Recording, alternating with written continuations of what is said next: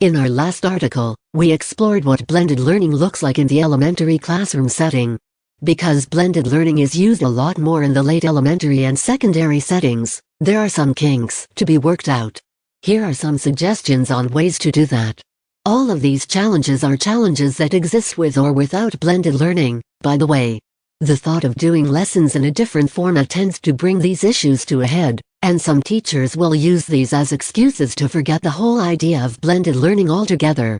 What we need to understand, though, is that with the uncertainty of the upcoming school years and dealing with the fallout from the pandemic, we need lessons and a format that can be mobile, done no matter what the child's attendance status is, can be student-led to a degree more than we are accustomed to, and that still accomplishes the teaching we need to do. This is one of the best ways to do that.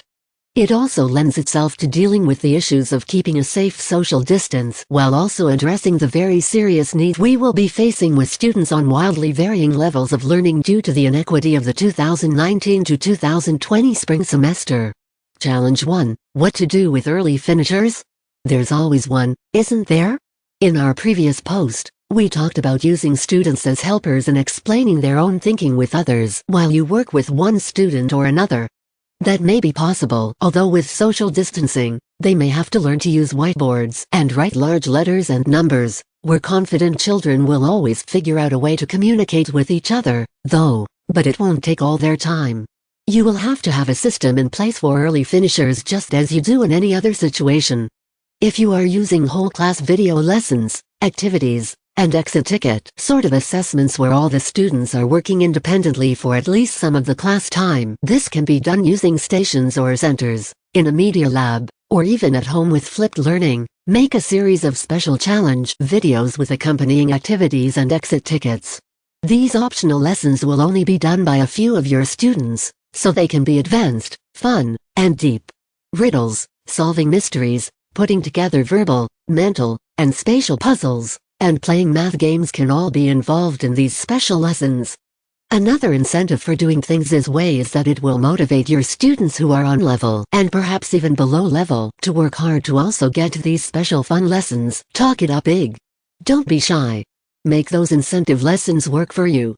Challenge 2. What to do with students who aren't making progress? As we explained before, this really is the beautiful part of blended learning. All your planning, prepping, and presentation time is done beforehand.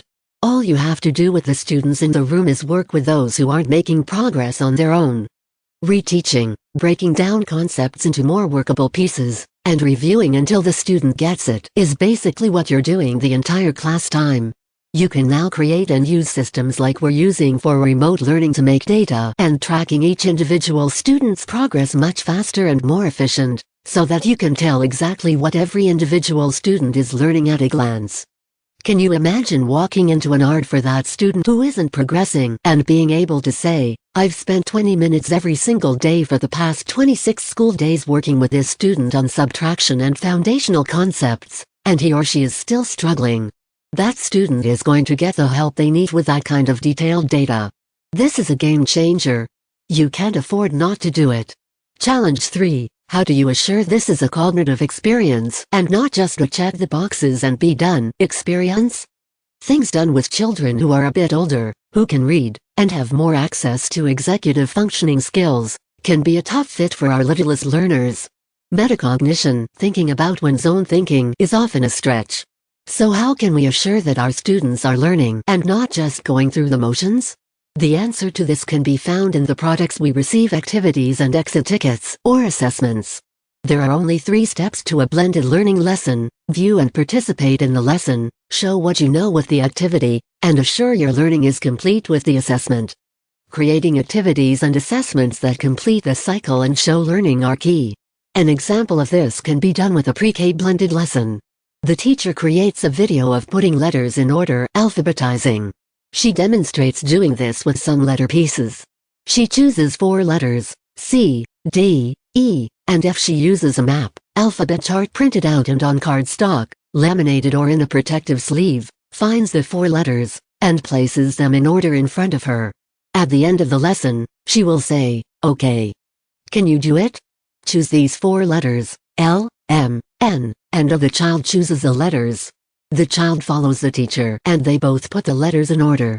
Now we have actually assured several things. 1. The child knows those 4 letters. 2. They likely understand what put them in order means and can do the exit ticket appropriately. And 3. They can use the letters and work math to practice independently. The teacher gives the instructions on how to do the center or station at the end of the video, and the child completes the activity. When he or she is done, they will have another page on cardstock and either laminated or in a page protector. They'll also have a whiteboard marker and something to wipe the page clean when done. The assessment portion, which the teacher showed instructions for, is to circle which of 2 choices pictured are showing putting the letters in order appropriately. Is it the one that has letters like this, ZXWY, or like this, WXYZ? The child can deliver the finished product for a quick check with the teacher, who gives permission to do the next center, read a book, or spend some time drawing. It is possible to do lessons for our very young students this way. It may take a while to get used to, and we will fail and succeed at varying rates, but it is possible to make this learning both meaningful and efficient for all students. It will definitely take some training. We will have to think through how we will teach our students to learn in this way. But young children are especially resilient, and that is something we can use to our advantage. Next, let's talk about what blended learning looks like in the remote classroom.